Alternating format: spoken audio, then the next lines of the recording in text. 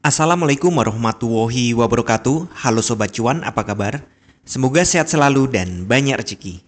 Jumpa lagi ya dengan saya Laras Lesdiantoro di edisi tanggal 12 Agustus tahun 2025. Kemarin market longsor dan ini lebih rendah daripada low minggu lalu. Kita cek weekly dulu ya. Walaupun ini Selasa tapi kita cek weekly.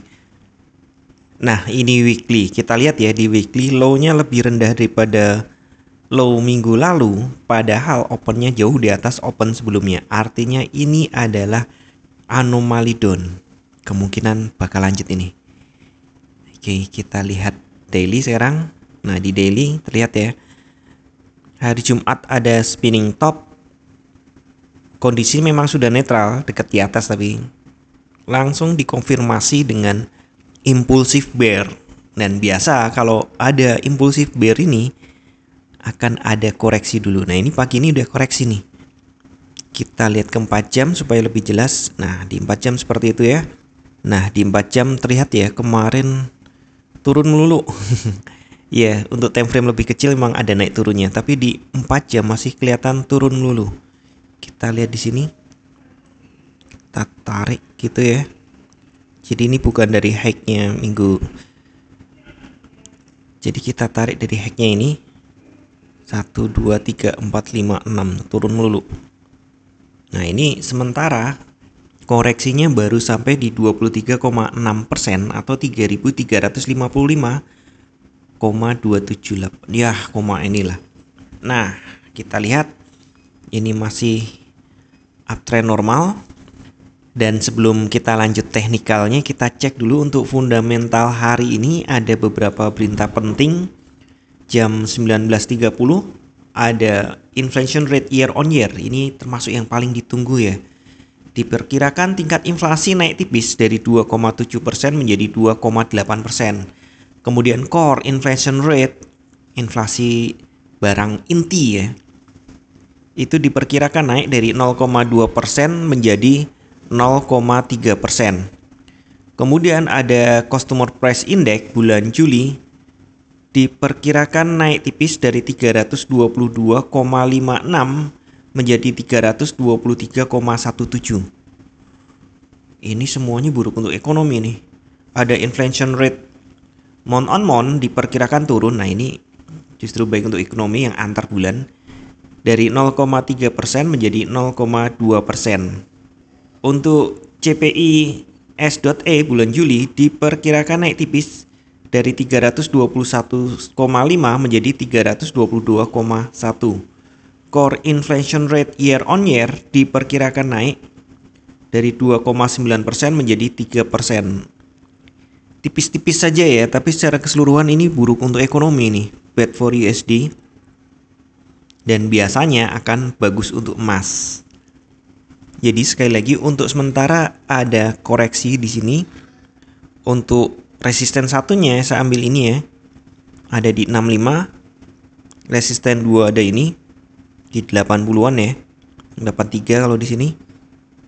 Kemudian resisten 3 psikologi level 400. Tapi saya pikir hari ini kalaupun naik mungkin sampai 70 lewat dari itu. Ya enggak 70 sih sebenarnya, di sini 71 ya. Tapi ini kurang lebihnya di situ, lewat dari situ. Ya aku agak ragu sih bisa lewat dari situ. Kalaupun lewat nggak jauh, nggak sampai 80. Karena kalau lewat lagi berarti penurunan ini itu segera dibalas gitu. Artinya nggak jadi turun. Sementara kalau dilihat nih, kita ke 1 hari, ini kayak ngejar yang di sini. Ingat ya, ada triple bottom di sini, ada quarter bottom, ada triple bottom. 1, 2, 3. Ini bottom lebih rendah, nggak dihitung ya. Sejajar aja kalau bottom seperti ini. Kalau ini dihitung kayaknya nggak cocok. Tapi di sini jelas ada 1, 2, 3. Nah, kemungkinan itu yang akan diuji dalam waktu dekat. Tapi kalau ternyata dia berhasil nih mengkoreksi kenaikan ini dianggap salah gitu ya, terus dikoreksi, tip X dulu. Ini maka kejarannya ke Ini 439. Saya rasa berat. Yang jelas bukan hari ini. Kalau hari ini berat, walaupun itu di retracement juga jadi bagian gitu. Nah, untuk lanjut turunnya sendiri, support 1 ada di sini di 14. Ya kisaran itu ya, 14, 15, 13 nih, sekitar itu. Untuk support 2, ya kita anggap aja 300, tapi terlalu dekat, mungkin malah di sini 3290 sekitar itu. Nah, untuk berikutnya lagi support 3-nya ada di sini di low yang sebelumnya di 3268. Kira-kira seperti itu.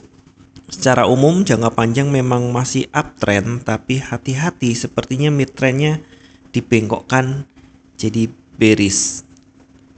Nah, kalau kita tarik nih 12 Agustus berarti lawannya adalah 12 Juni. Ini 12 Juni di sini ya. Kita tarik regresi ke tanggal kemarin 11 bukan 12. Ini kita perhatikan. Mulai miring tipis. Miringnya mulai miring ke bawah di triwulan. Kalau kita ngomong 1 bulan 12 Juli, nah 11, kita pakai 11. Miringnya masih ke atas, tipis, tapi sepertinya memang ada switching ini untuk turun.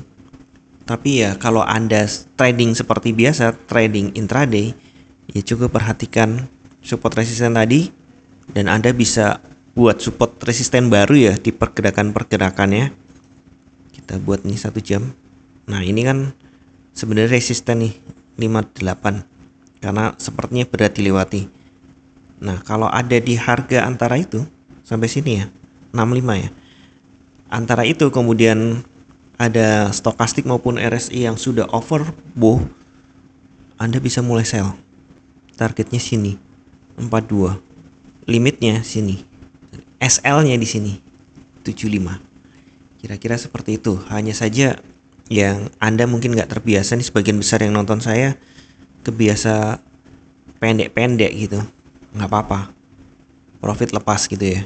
Yang penting aman karena ini peralihannya kemarin sih sebenarnya, kondisi peralihannya kemarin. Dan ini kemungkinan melanjutkan, tapi karena kemarin tuh impulsif bear, kemungkinan bull ngelawan-ngelawan dikit dulu. Tadi ya 50%-nya tadi ya. Sini. Nah, sekitar ya kan 70. Targetnya di situ. Naiknya sampai 70 atau 78. Saya lebih lihatnya 75 sih. Tapi seperti biasa ya, saya ingatkan kembali, tidak ada satupun analisa market yang 100% benar. Anda tetap harus bijak dalam bertransaksi, atur volume transaksi Anda agar sesuai dengan kekuatan dana Anda, dan siapkan money management agar jika ternyata harga bergerak tidak sesuai dengan prediksi atau posisi terbuka Anda, maka Anda bisa segera melakukan antisipasi secara cepat dan tepat. Oke, sekian dulu informasi dari saya. Semoga kita semua cuan hari ini, lancar, berkah, manfaat, dan tetap sehat. Amin. Wassalamualaikum warahmatullahi wabarakatuh.